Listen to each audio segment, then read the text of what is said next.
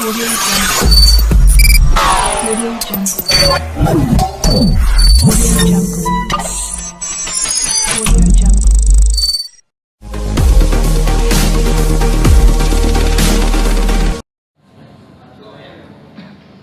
Terima kasih. Assalamualaikum warahmatullahi wabarakatuh. Waalaikumsalam.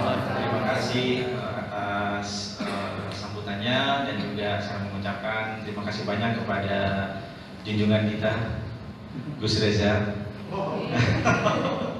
Terima kasih. Saya kira Gus Reza sudah menerangkan siapa Profesor Jhonatan dan untuk menyingkat waktu, saya persilahkan Profesor Jhonatan untuk menyampaikan materinya, dan saya akan membantu untuk menerjemahkan sebisa saya. So without any further ado, I would like to welcome Prof. Jhonatan to come ahead, and please big applause.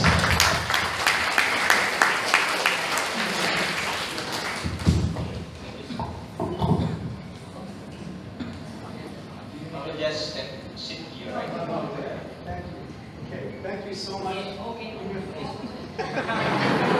kasih.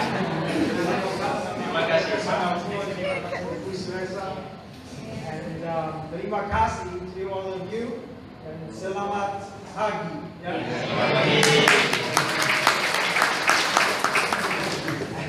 After all these introductions, it's so nice. I spoke at a church in New York City last Sunday, and no one introduced me at all. They just said, you can start whenever you like. So it's very nice to have all these introductions.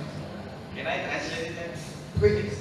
Jadi Mr. Jhonatan bilang terima kasih banyak, dan dia juga sangat senang atas sambutannya. Sudah diperkenalkan sedemikian rupa, karena dia juga punya pengalaman di Amerika minggu lalu ketika berbicara di sebuah gereja. Dia hanya dipersilahkan begitu saja untuk ngomong, katanya. Jadi dia merasa terharu di sini.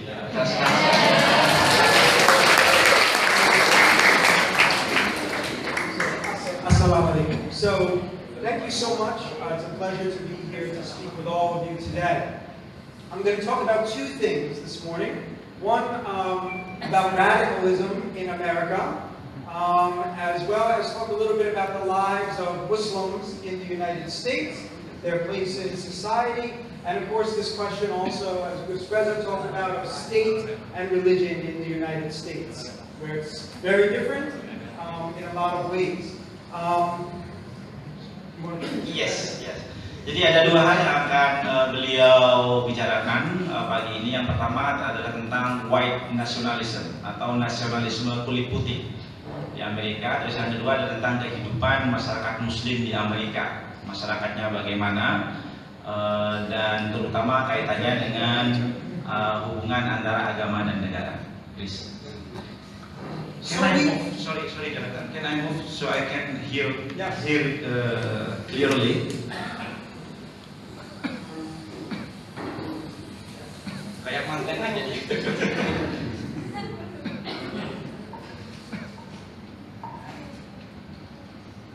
Okay. Yes, I'm ready. Terima kasih. So, we do have a problem in the United States with radicalism, but it has nothing to do with Islam, and it barely has anything to do with religion.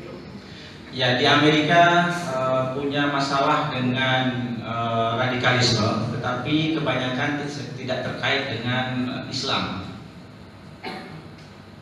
Yeah. On the morning of June 17, 2015, this young man, Dylan Roof, probably about the same age as most of you in this room, walked into a church that was about to begin a Bible study class. It was a predominantly, almost entirely African-American class, and Dylan Roof walked into the room, sat down at the beginning of the class, and sat throughout the entire Bible study with all of the people in the room. Jadi pada tanggal 17 Juni 2015 ada seorang remaja seusia anda sekalian, namanya Dylan Roof. Dia pergi ke sebuah gereja yang sedang melakukan yang ngaji tentang Alkitab, ngaji tentang Alkitab di sebuah gereja. Dan kebanyakan orang-orang di gereja itu adalah Afrika, ya, Amerika keturunan Afrika.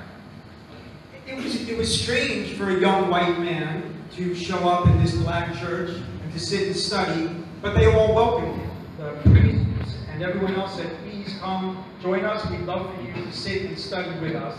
And he sat. Ya, ini orang-orang di gereja kaget. Kenapa? Karena ada orang kulit putih datang ke gereja yang mayoritas orang di sana itu kulit hitam. Tapi mereka ini menyambut Dailan Prof ini dengan hangat dan mempersilahkan Dailan ini duduk di gereja dan belajar bersama mereka. Jadi sangat welcome. About an hour into the Bible study, as it was just concluding, Dylan Roof took out a gun and began to shoot just about everybody that was in the room, killing 9 people.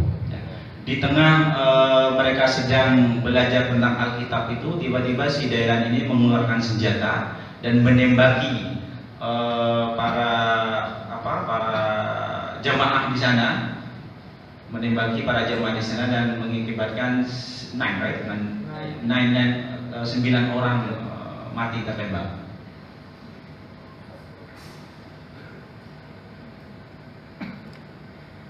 Now, this was terrifying and horrifying in the United States for us to learn of this story.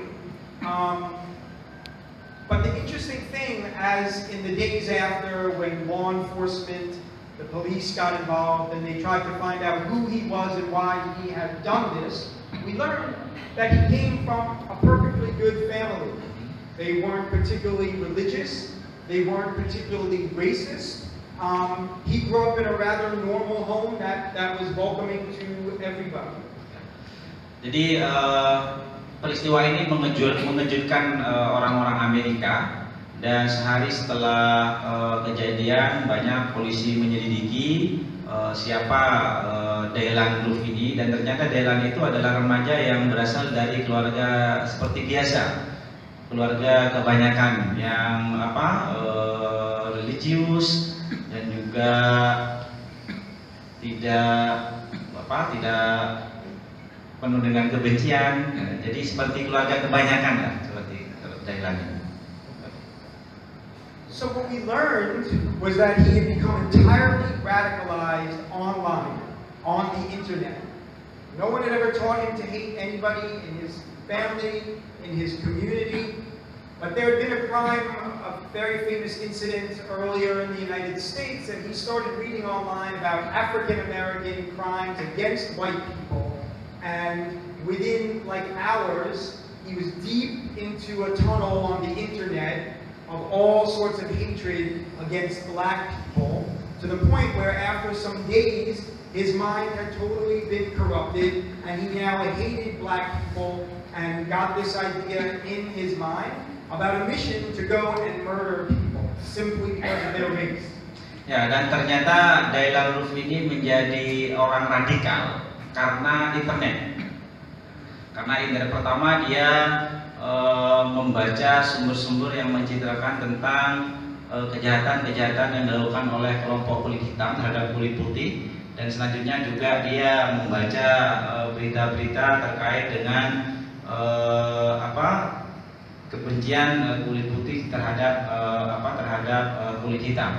Dan akhirnya si Dailan Roof ini punya kebencian yang sangat terhadap kulit hitam. So this movement of white nationalism has become a horrible problem in the United States.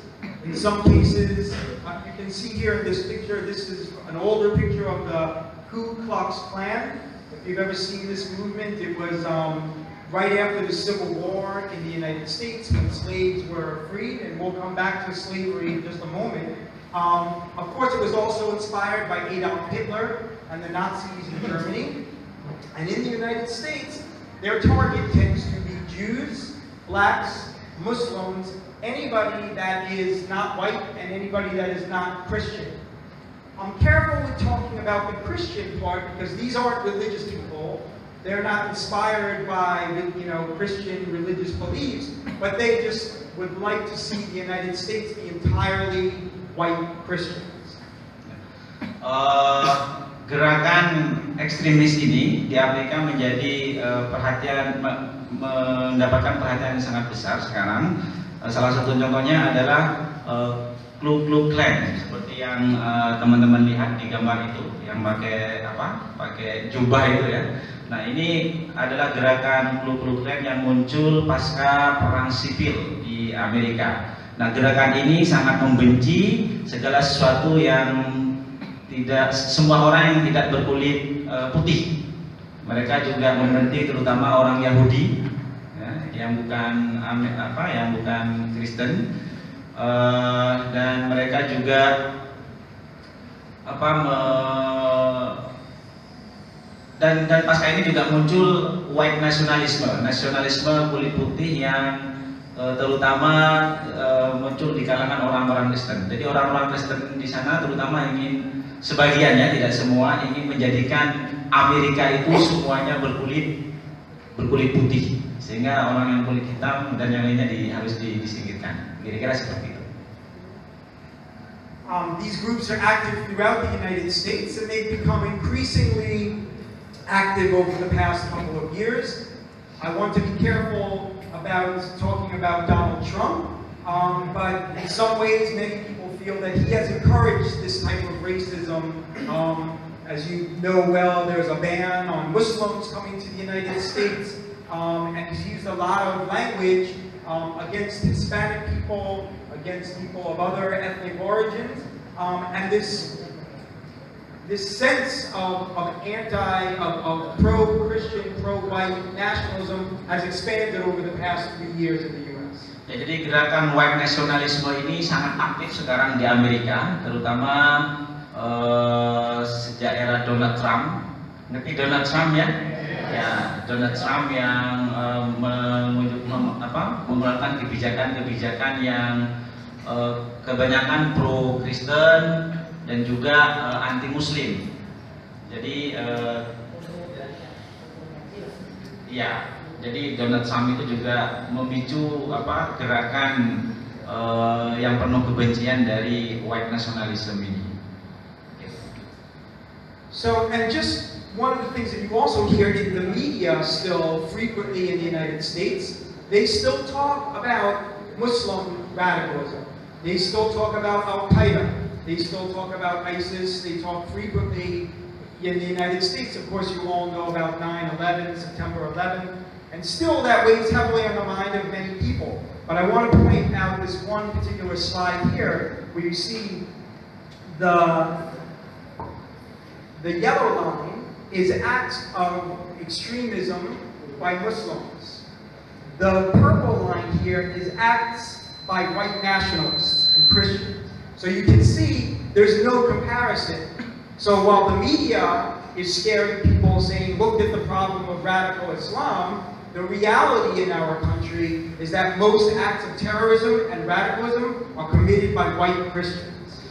Ya, jadi sekalipun gerakan kelompok white nasionalisme ini atau nasionalisme kulit putih ini sekarang sedang gencar-gencarnya di Amerika, tapi orang-orang Amerika, terutama media itu malah lebih banyak berbicara tentang radikalisme yang dilakukan oleh kelompok Muslim. Mereka lebih banyak bicara tentang ISIS misalnya, nanti ISIS ya. ISIS terutama atau teroris Muslim, terutama pasca 9/11. 9/11 itu peristiwa bom bunuh diri di WTC.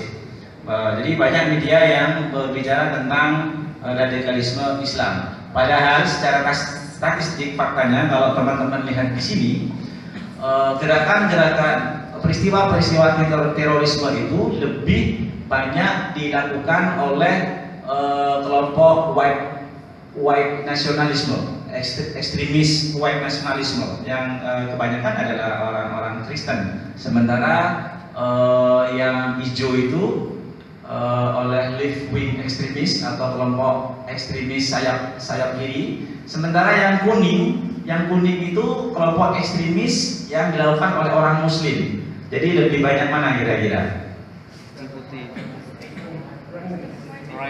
Ya. Nah, I just to make sure which one is higher in terms of terrorist attack. Jadi yang kuning kan lebih sedikit, ya kan? Yang kuning lebih sedikit. Tapi mengapa orang-orang di Amerika itu kalau kita berbicara tentang terorisme lebih banyak berbicara tentang terorisme is I'm just trying to be communicative. Yeah, I wish I could. And because it is the dominant group, white Christians, which is the majority of America, the media, I think, refuses to name it, refuses to identify this problem because it implicates everyone in broader society. Nah, selain itu media-media di dalam berita-berita media itu tidak mau mengidentifikasi kelompok-kelompok ekstremis kulit putih ini. Padahal mereka sangat berkembang di masyarakat Amerika. Nah, ini menjadi pertanyaan, kenapa media-media tidak memberikan identifikasi khusus terhadap kelompok ekstremis kulit putih ini, beda dengan di kelompok di teroris Muslim. These ideas are also on the rise in Europe, where they talk a lot about anti-immigrant, anti-refugee. They're saying that all these people are coming from the Middle East, and from Asia, and from Africa, and that they're destroying our white European society. Ya, ini juga terjadi di Eropa ketika ada anggapan bahwa para imigran atau Muslim atau pendatang yang datang ke mereka itu sedang menghancurkan budaya mereka. Jadi menganggap bahwa kelompok imigran atau Muslim itu sebagai ancaman terhadap negara mereka. These are just a couple of other examples in Europe. The most infamous one was a guy named Anders Breivik, who went to Oslo and attacked a summer camp where he murdered a number of children that were at a summer camp. And the camp was just to teach children about multiculturalism, to teach them that all these people are here, we can live together in one society. Anders Breivik and his like did not like this, and so they went to the camp and they killed people. Again, the message being, we don't want foreigners here in Europe. Salah satu contoh lagi terkait dengan ekstremis kulit putih. Can you just better fix slide? Itu namanya Anders Breivik. Anders Breivik. He's in prison now. From where originally? He's from Oslo, from Norway. Ya, dia orang Oslo di Norwegia. Kebetulan saya juga pernah ke Oslo, jadi Anders Breivik ini pernah di sana di Oslo itu pada waktu itu ada kemah yang melibatkan antar pemuda dan Andre ini tidak suka dengan kemah-kemah yang berbicara tentang multikultural kebudayaan budaya, dan kemudian menyerang kemah muda ini, kemah pemuda-mudi ini, dan menewaskan the victims. They were maybe 25. Ya, ini adalah korban-korban yang mati di bom oleh Andre tadi. Ada sekitar 50. Ya. And I just point out, he looks very tough and very strong and very brave in this photo. His victims were mostly children, unarmed children at a summer camp. So this projection of power and strength, but he picks on little kids with his gun. Jadi kalau kita lihat sosok Andre tadi itu kan seperti sosok orang yang kejam gitu kan, kuat, gagah kan gitu, maskulin lah ya kan, sangat laki banget gitu lah ya kan kalau bahasa ininya. Tetapi korban yang dia bunuh itu terutama adalah anak-anak kecil, remaja-remaja yang tidak banyak anggaplah ya, yang tidak berdosa gitu ya. Remaja seperti kita atau seperti adik-adik ini yang masih dalam masa puber dan masih gaul-gaulnya gitu ya. Okay.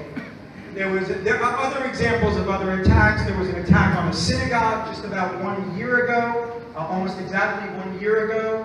A man walked into a synagogue while Jews were praying on the Sabbath and murdered 11 people. Ya, ini contoh lain tentang penyerangan yang dilakukan oleh kelompok ekstremis kulit putih. Sekitar setahun yang lalu ada penyerangan terhadap sinagog. Ngerti sinagog ya? Sinagog, tempat ibadahnya Yahudi, masjidnya orang Yahudi gitu ya kan, sinagog. Jadi ada penyerangan terjadi pada tanggal 27 Oktober. Pelakunya adalah Robert Bowers dan menewaskan sekitar 11 orang di sinagog itu. Okay, one last example from the United States, because this one actually has a little bit of a more uplifting ending to the story.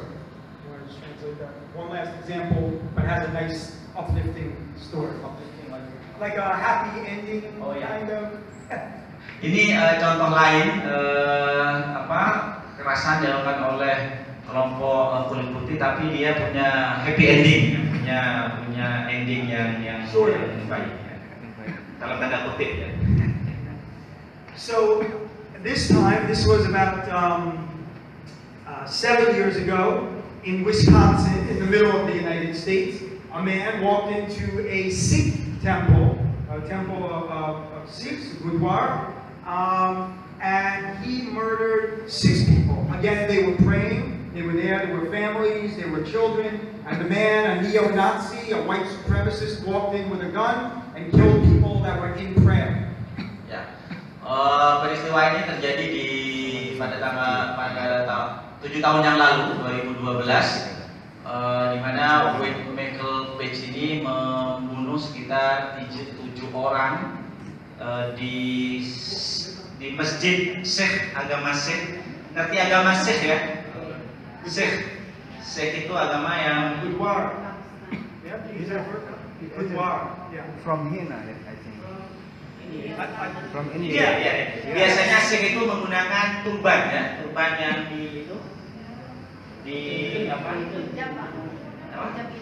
Again, Iya, sorry ya. Yeah, of course. Jadi itu saya dan mereka punya tempat ibadah juga, dan ini diserang oleh Michael Page ini dan membunuh sekitar 7 orang. Padahal pengunjung dari tempat ibadah Sikh ini banyak anak kecil, banyak keluarga, ya banyak orang yang tidak berdosa gitu. Again, the idea simply being young white men that don't like anybody that isn't Christian in our country. Ya, pelakunya adalah seorang remaja kulit putih yang juga neo-Nazi, ngerti Nazi ya? Yeah. Nazi di Jerman yang melakukan pembantaian terhadap orang Yahudi dan mengadopsi ideologi nasionalisme kulit putih. Namanya Michael Page. How old was Michael Page? Yes. In his 20s, maybe he was 30 years old. 30.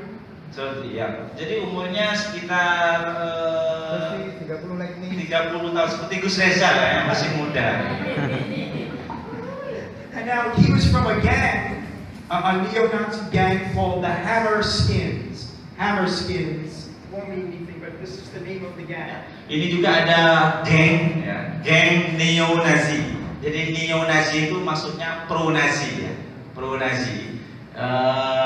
What is the name of the gang? Hammerskins. Hammerskin. Hammerskin. Like from a skinhead, you know, because of the shaved head. Because of the shaved head.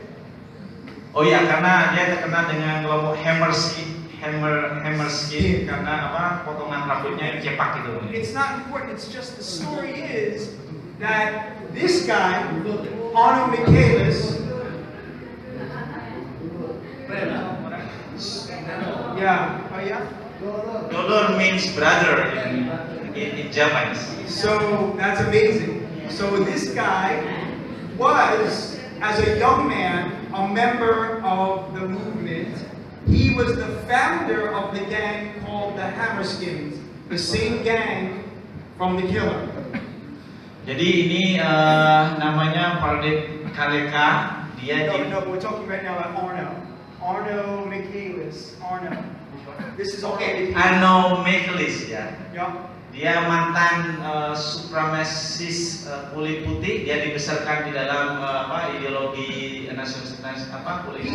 He had started the gang 20 years ago. Ya, dia pendiri gengnya itu sekitar 20 tahun yang lalu. Ini pendirinya. Ya. But as you can see today from his tattoo and from this photo, he completely changed. He got himself out of the movement and is now a good guy who spreads the word of love and understanding and getting people to want to live with one another. Jadi pendirinya ini sudah tobat sekarang. Sudah tobat dan dia sekarang menjadi aktivis perdamaian. Jadi menyebarkan upaya-upaya untuk kebaikan. Kalau sebelumnya dia pendiri geng, tapi sekarang dia tobat dan menjadi peacemaker seperti Gus Reza.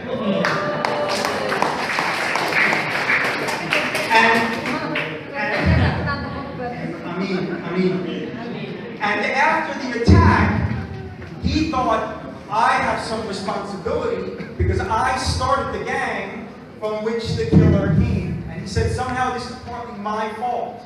Jadi setelah terjadi penyerangan itu dia merasa bersalah. Kenapa? Karena dia yang mendirikan geng yang melakukan kekerasan itu dan dia merasa tergerak untuk melakukan tindakan-tindakan itu karena merasa bersalah karena sudah mendirikan kelompok yang melakukan kekerasan tadi. And he reached out to Party Kalega, the son of the head of the temple who had been killed. And it was just one of those stories where like his kid forgot the backpack, so he went back home, and that's the only reason that he wasn't there himself when the killer came.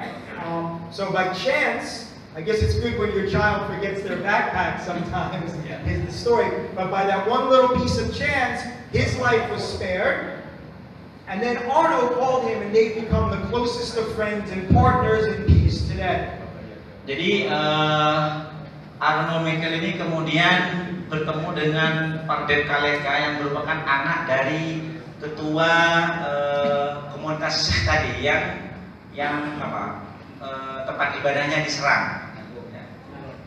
Ya ini anaknya yang ketua jemaah sek yang tempat ibadahnya diserang dan mereka kemudian menjalin hubungan baik dan layaknya seperti saudara dan sekarang menyebarkan perdamaian atau melawan kekerasan. And the idea of their organization, Serve to Unite, you can see it in the photo here, Serve to Unite, is that they get children from different backgrounds, from different religions to work together in service. So like zakat, so you know what zakat is? So they perform acts of zakat together, and that is how the children get to know each other and get to become friends with one another. Jadi salah satu nama-nama gerakan atau kelompok yang dibentuk oleh Arno dan Pardet Kaleka ini namanya adalah Serve to United. Kalau dalam bahasa Indonesia itu siap mengabdi untuk bersatu, mengabdi untuk menyatukan, gitu lah ya. Salah satu kegiatannya adalah mereka mengumpulkan anak-anak dari latar belakang yang berbeda. Mereka juga memberikan santunan dan juga melakukan kegiatan-kegiatan sehingga anak-anak tadi yang berasal dari latar belakang yang berbeda saling mengenal satu sama lain. Kayak inilah kayak anak pondok kan di sana kan banyak ini ya. Dari mana-mana ya kan saling bertemu dan saling mengenal satu sama lain. Yang mirip ini misalnya kasih sumbangan. So shifting gears now, where the state comes into play in the United States, we have a Department of Homeland Security for the whole country, and also one from my state of New Jersey, Homeland Security. Ya, dari sudut pandang negara di Amerika sekarang punya departemen namanya Office of Homeland Security and Preparedness atau Departemen Keamanan Dalam Negeri, Departemen Keamanan dan Persiapan Dalam Negeri, semacam ini ya kalau di Indonesia. Ini apa? Kayak Densus mungkin ya, kayak Densus. I'm trying to find the comparison. It's like police. Ya, dan seperti polisi lah ya, polisi. But police that are specifically protecting against terrorism and Oh radicalism. ya, Densus 88. Ya, kayak polisi mobil khusus Densus 88. So we have also the same police group called Densus 88. Okay, perfect. But in the United States, in New Jersey, this organization formed a board, an interfaith advisory council, where they bring religious leaders from around the state to consult with and to advise the police on how to interact with the religious community. Ya, jadi di New Jersey, di mana Prof. Jhonatan berasal, mereka juga punya perwakilan dari departemen ini dan mereka sangat aktif melibatkan pemuka-pemuka agama. Jadi mereka melakukan kegiatan antar agama dan sering berkonsultasi mengenai bagaimana sebaiknya menangani terorisme. I have the honor of serving on this committee, so I consult with the Director of Homeland Security and talk to him about what's happening in the Muslim community, what's happening in the Jewish community, what's happening with the Sikh, what's happening with all the religious groups in our state, so that they are cooperating and that they are partners with Homeland Security.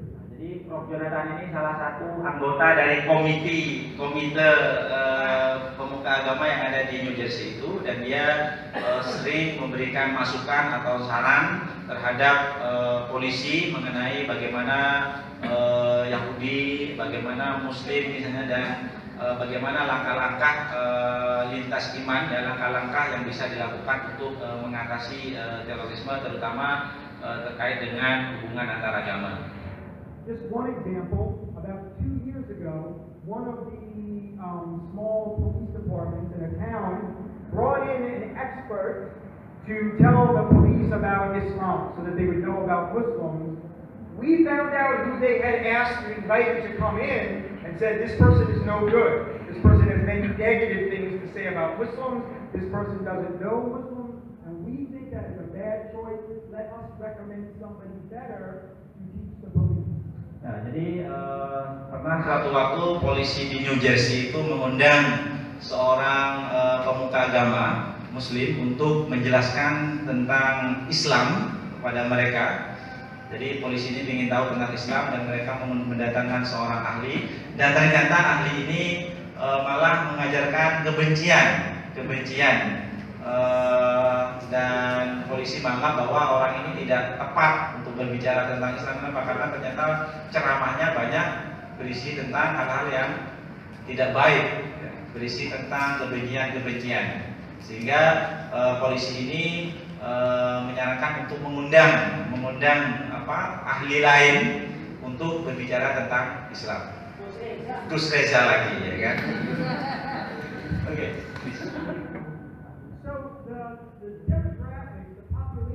United States is like the opposite of it here in Indonesia. In the U.S., we have barely 1% is Muslims in the United States of America. We have over 300 million people, and only 1% of them are Muslims. Ya, di Amerika itu penduduk Muslim itu sangat sedikit ya. Dari 300.000 jiwa itu Muslim itu hanya 1% saja. Jadi minoritas di Amerika itu. Ya. They are about half are Sunni, and maybe about 16% are Shia, and then there are others that don't affiliate with one or the other. But it's roughly half Sunni and about 16% Shia. This is across the entire United States. Jadi dari 1% Muslim di sana itu sekitar separuh atau 50% itu Sunni seperti kita. Sekitar 16% itu Syiah, ya. Terus sekitar 22% itu tidak berafiliasi, tidak jelas apakah Sunni apa Syiah, ya kan? Tapi dia Muslim, ya kan? Dan 16% lagi itu tidak mengatakan kalau mereka Syiah atau Sunni. My state, New Jersey, is more diverse, but it's still only Muslims are 3%. So even in a very, very diverse state, it's still only 3% of the population is Muslim. Ini statistik Muslim di New Jersey. Ya, Muslim itu 3%, ya, masih sangat minoritas, ya, masih sangat kecil. Ini khusus di New Jersey. Kalau tadi Amerika secara keseluruhan. So the difference is when you live in a country like Indonesia or Saudi Arabia or Pakistan, which is like, almost entirely Muslim, or vast majority, you can have a mosque a masjid every corner, every single city, every single campus, and they can afford to be very different. Well, we do it this way, we're different from you. In the United States, when you're 1%, you can't afford to be separating yourselves. You need to stick together just to have enough Muslims to even have a Jummah prayer on a Friday. Jadi kalau di Indonesia, karena Muslim itu mayoritas, jadi kita gampang untuk bangun masjid, ya kan, di mana-mana. Karena kita memang mayoritas. Tapi kalau di Amerika itu mau sholat Jumat saja itu ya harus melalui izin yang rumit. Jadi tidak semudah di Indonesia. Kenapa? Karena Muslim di Amerika itu adalah minoritas. Jadi mereka harus bersatu dan tidak gampang untuk mendirikan tempat ibadah. So Sunni, Shia, Hanbali, Hanafi, Ahmadiyya all pray together in the United States. You may have a mosque, a masjid that is, calls itself Shia, but Sunnis will come pray there. You will have a mosque that calls itself Sunni, but Shias will come pray there with them as well. Jadi karena jumlahnya kecil, maka mereka beribadah itu bersama, ya. Jadi tidak terpecah-pecah seperti sekarang. Kalau di Indonesia kan ada masjid NU, masjid Muhammadiyah. Kalau di Amerika itu tidak seperti itu. Nah, biasanya ketika mereka sholat Jumat misalnya, ya mau Sunni, mau Syiah atau kelompok yang lain, ya mereka sama-sama di masjid itu. Kenapa? Karena tidak punya pilihan, tidak banyak masjid di sana. Sekalipun misalnya ada masjid yang Syiah, ada masjid Syiah, nah yang sholat di sana ya juga dari kelompok Sunni. Jadi tidak terpecah-pecah. Someone's going to translate what he's saying for me, because you're saying a lot. So of course they have separate traditions and practices. Sunnis are still Sunnis, and Shia are still Shia, but they work together, they cooperate, and they live with one another in harmony in the United States. Oke. Jadi dari segi tradisi, misalnya yang Sunni tetap melakukan tradisi Sunni, yang Syiah juga melakukan tradisi Sunnah, tetapi mereka juga melakukan kegiatan yang melibatkan kerjasama antar mereka. Bagaimana menciptakan kerukunan di antara mereka. So I just want to say a few words about Muslims in the United States generally. What most people do not know is that Muslims have been there for hundreds of years. Does anyone know who the first Muslims in America were? Can you ask me? Ya. Yang tidak diketahui oleh orang Amerika bahwa Muslim itu sudah tinggal di Amerika itu sudah ratusan tahun. Who were they and how did they get there? I'm going to there. So Jhonatan, apakah teman-teman di sini tahu siapa Muslim pertama yang masuk ke Amerika? Ada yang tahu? Siapa? No one knows. They came as slaves. When the Europeans, the Spanish, the Portuguese, the British began bringing slaves from Africa to the United States, they didn't know who they were. They went, they captured people, and they brought them to the U.S. to serve on plantations as slaves. And we estimate that as much as 20 to 30% of them were Muslims from Ghana, from Nigeria, from these countries on the west coast of Africa, where many people are Muslim. Jadi Muslim yang datang ke Amerika itu awalnya adalah seorang budak, ya. Karena dulu Inggris, Eropa itu mendatangkan budak yang berasal dari negara seperti Ghana, Nigeria, dibawa ke Amerika, ya. Mayoritas adalah kulit hitam, dan ternyata banyak dari budak-budak yang dibawa ke Amerika itu adalah Muslim. Wow. Another black out? No. So this is just one example of one man, Abdul Rahman Ibrahim Sori, who came from Africa to the United States and was originally a slave He wrote his own Quran. He wasn't able to bring the Quran with him, but he had it memorized, and so he wrote a copy of the Quran once he was in the United States, and he shared it with other Muslims that were there. Yeah. What's going on? It's okay. I had Jadi ini salah satu Muslim pertama yang datang ke Amerika, namanya Abdurrahman Ibrahim Sori. Dia awalnya adalah seorang budak dan dia hafal Al-Quran, ya kan? Dan ketika dia dibawa ke Amerika, dia sama sekali tidak punya Al-Quran, sehingga kemudian dari hafalannya itu dia menuliskan Al-Quran itu yang dia hafal. Luar biasa. And just one point is that for the slave owners, right, they were always scared of a slave rebellion, that the slaves would rise up and kill them or try to escape. And Muslim slaves were particularly threatening to the slave owners, and why? You can ask that. I miss. Okay. So the slave owners were always scared of a slave rebellion, that the slaves would rise up and rebel, and they were especially scared of the Muslim slaves, and I asked why. Jadi para tuan-tuan yang memiliki budak itu, para pemilik budak itu, tuan-tuan budak itu takut para budak ini melakukan perlawanan, dan mereka terutama khawatir dengan para budak-budak dari Islam atau budak Muslim. Alasannya kenapa?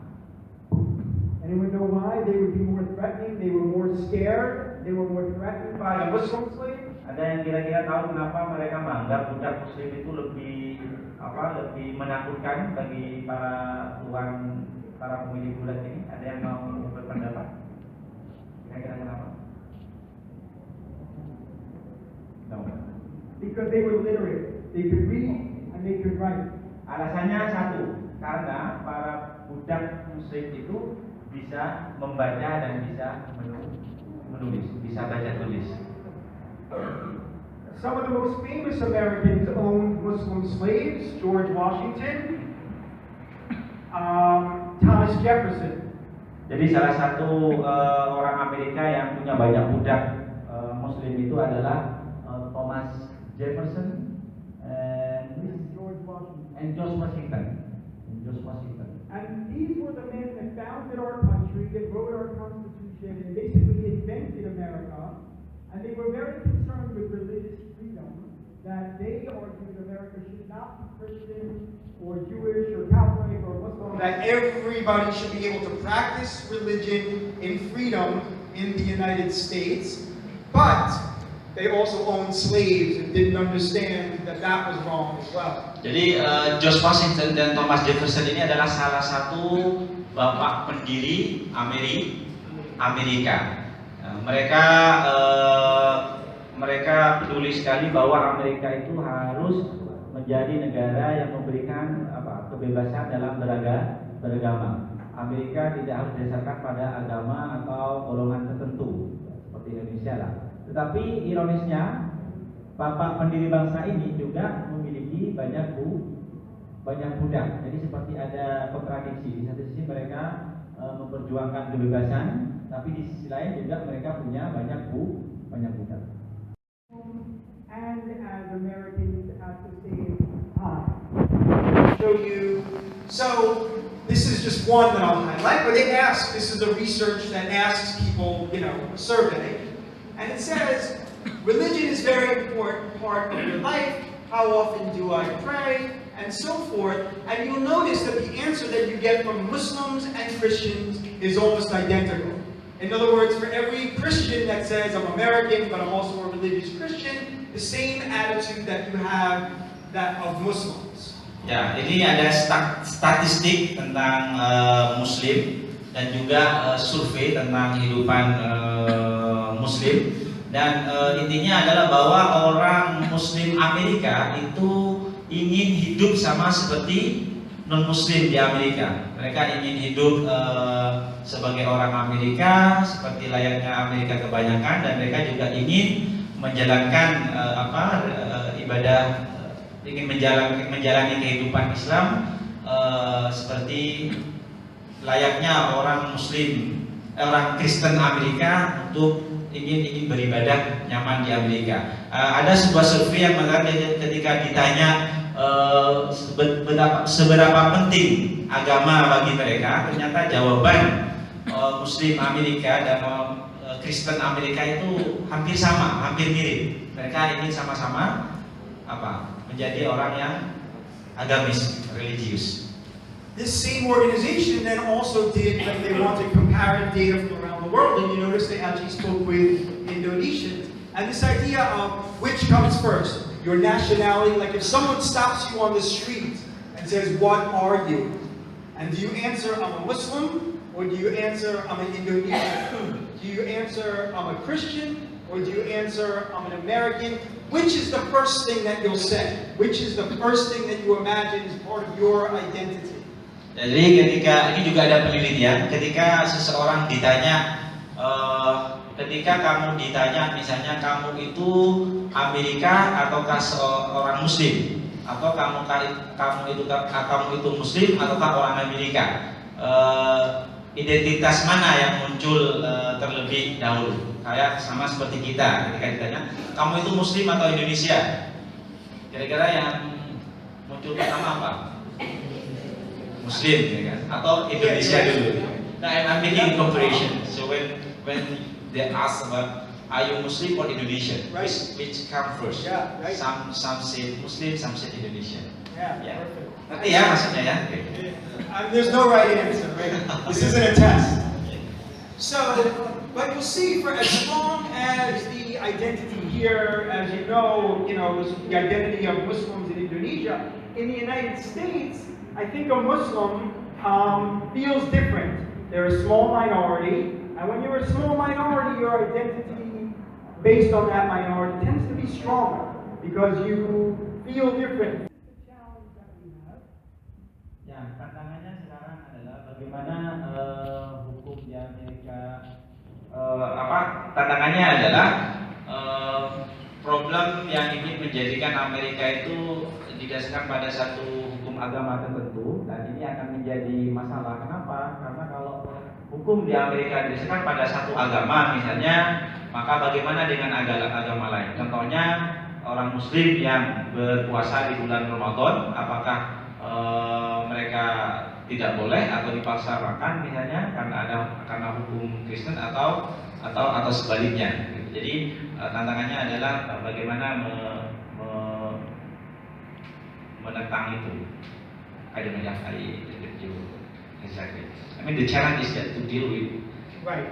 To deal with the fact, like in other words, how can you, if you make a society that is just all the laws are for Christians, because if you don't have separation, if you have a Christian state, then what is a Jew supposed to do? What is a Muslim supposed to do? What is a Hindu supposed to do? It can be difficult to practice your religion if the state's laws favor only one religion instead of all the religions. Jadi tantangannya adalah apabila misalnya Amerika itu didasarkan pada satu agama Kristen misalnya, bagaimana dengan agama Muslim? Bagaimana dengan Yahudi? Bagaimana dengan Hindu? Maka kebebasan untuk menjalankan ibadah itu akan sulit dilakukan. Sama seperti di Indonesia. Bagaimana kalau misalnya di Indonesia didasarkan pada negara Islam misalnya, khilafah misalnya. Bagaimana dengan yang non Muslim? I'm making comparison again, I'm sorry. Ya, jadi bagaimana misalnya kalau Indonesia itu ada di negara Islam? Bagaimana dengan yang non Muslim? Nah, itu sama seperti di Amerika. Jadi makanya mereka memisahkan antara agama dan negara. So the problem today in the United States is that we have this rising tide of people that don't want religious minorities, that want America to be white and Christian. Ya, jadi tantangannya sekarang adalah Amerika menghadapi gerakan-gerakan yang ingin menjadikan Amerika itu hanya negara kulit putih misalnya. But on the other hand, we have people like me and people like Dr. Ali Chaudhry, my brother in the United States, a Muslim. And we work together in the United States so that everyone can get along. Sunni and Shia get along in the United States. Hindus and Muslims live side by side and celebrate Diwali together in the United States. Jews and Muslims break bread together all the time in the United States. And this is the beauty of religious pluralism in America. Ya, jadi sekalipun ada tantangan terhadap semakin banyaknya kelompok-kelompok yang ingin menyeragamkan Amerika dalam satu identitas agama sebagai negara Kristen misalnya, tapi juga di Amerika banyak orang-orang yang ingin memperjuangkan atau melawan itu, termasuk misalnya Prof. Jhonatan. Prof. Jhonatan dan teman-temannya itu memperjuangkan bagaimana setiap agama itu bisa hidup berdampingan. Dan di Amerika itu seperti itu, orang Yahudi dan orang Muslim misalnya saling membantu, saling bekerja sama. Kalau misalnya ada iftar bersama, jadi kalau buka bersama itu selama Ramadan, ya yang non Muslim pun juga ikut buka bersama. Ini upaya untuk membangun keragaman atau pluralitas agama yang ada di Amerika. Dan Prof. Jhonatan melakukan itu. Jadi kita kasih aplaus untuk. Terakhir. One final point is that the hard part, the work, you have to work hard at this, and it can't be Muslims in America only advocating for Muslim rights, Jews advocating for Jewish rights, Hindus saying I want my rights. We have to say everybody gets their rights, and I'm going to stand up for my Muslim brother. My Muslim brother is going to stand up for me. The Muslim is going to stand up for the Hindu. The Hindu is going to stand up for the Sikh. And we all need to stand up for each other. Jadi yang harus dilakukan ke depan adalah bagaimana setiap agama itu tidak hanya membela agamanya sendiri, tapi bagaimana mereka juga berbicara lantang untuk membela agama lain. Jadi jangan misalnya yang Muslim hanya menuntut hak atau membela diri mereka sebagai Muslim, tapi seharusnya yang Muslim juga membela yang Kristen membela yang Muslim, yang Hindu membela yang Kristen membela Hindu. Dengan begini maka ini akan menjadi kekuatan yang besar. Ini yang harus dilakukan oleh Prof. Jhonatan ke depan. Saya kira itu poin terakhir dari Prof. Jhonatan. Kita kasih applause. I'm sorry if I'm sorry if I'm making too far interpretation. And if there's any questions, if we have. Ya, oke. Selanjutnya kami persilakan jika ada pertanyaan dalam bahasa Indonesia tidak apa-apa, kita akan terjemahkan. Silakan kita buka.